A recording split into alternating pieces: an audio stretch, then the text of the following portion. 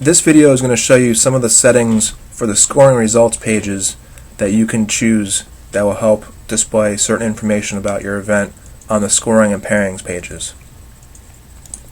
You're going to go into the Administration tab and log into your event. And I'm going to continue with an event that I was just working on for another video. And now you're going to go into Scoring and Scoring Website Setup. Just like there were for sign-up information, there's a bunch of tabs that you need to work through. If this were a multi-round event and you only wanted to publish the pairings and scoring for round 1 before round 2 pairings were made, you would uncheck round 2, and then once you've made the pairings for round 2, you would check that box. This would help alleviate any confusion so that people don't see pairings for round 2 that actually aren't set. Now under scoring setup, this is a team event, so I'm going to choose my team group teams, and if it were a flight or a match group, you would choose your flights to display in the event. Other information here that can pretty much stay standard is your scoring method if you want to choose between a gross, a net, or a gross and net results pages. The handicap method, which would be USGA, and now you can choose your tie-breaking method, and we'll card match the entire field, and the card matching settings are taken under Administration, Preferences, Card Match Method. If you uncheck Include Players that did not participate in last round, it will show everybody even after a cut has been made. If you check this box and then apply a stroke play cut midway through your event, those players will not be displayed after the cut has been done. You want to click the Save button after each tab before moving forward. And since this is a team event, here is where you will determine what scoring method you're going to use to display the scores on the website. The display settings box can look a little overwhelming at first. You can ignore these style sheet settings at the top, as they would be hard-coded into your system from the style sheet we made for your club. Time zone can stay the same. Player name display gives you some option to display players' names either last first, first last, or any combination of those. Yes. Since this is a team event, we are going to change the team name display from team name. We'll do name, last, first initials.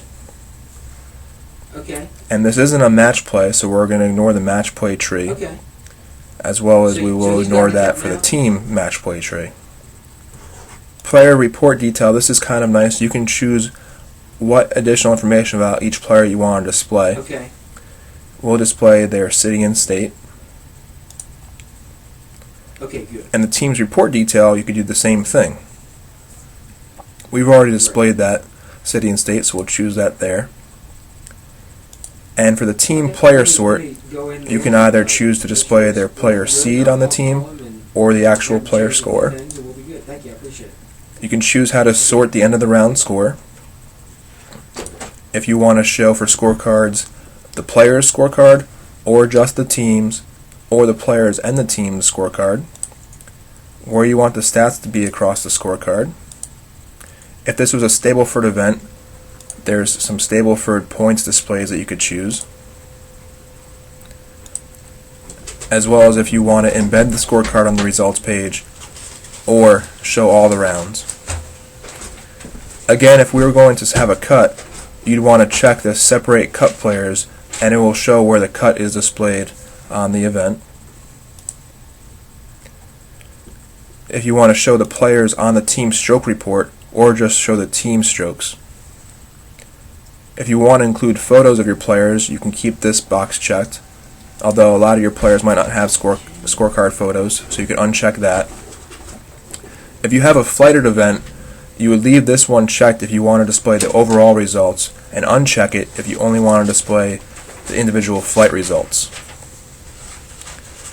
For best ball, you could show the player results, or if you uncheck this, it will just show the team results. And the other messages are pretty standard and self-explanatory. Again, we'll save before moving forward. And now under mobile display settings, you could choose to not display these mobile optimized, or if you uncheck this, now you'll get displayed the same settings that you'd have to go through, just like we did in the first setting. So if we use non-display settings, it will refer to these display settings on a mobile device. Again, if this was a projected cut event where we were going to have a cut midway through, we could include the projected cut information on the scoring results pages, and we recommend only doing this once about half your field has come in for the round that's going to have a cut. If you include this before then, the cut information is going to be very much skewed because there's not enough information in the system to display the cut accurately. Another helpful tool is if you're going to have to display a suspended message on your scoring page, you can choose to check that on and then display the actual message right there that will be on. And when play resumes, just uncheck this box and it won't display suspended message. Once all those settings have been done, you can see where they'll take place. First, as the golfer logs in,